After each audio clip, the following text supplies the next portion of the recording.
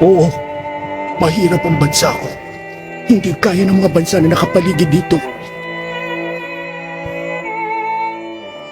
Pero maswerte pa rin ako dahil may natatawag akong sarili kong bansa. Ang bansa kong Pilipinas. Ano man ang sabihin nila sa aking bansa, wala akong pakialam. Mahal ko ang bayan ko. Hindi ko ipagpapalit kahit anong bansa sa mundo. Pilipino ako. Kaya nararapat lamang na narito ako. Dayuhan, hindi mahalina dito sa bayan ko kung hindi maganda dito. Mga dayuhan nahahalina sa bayan ko.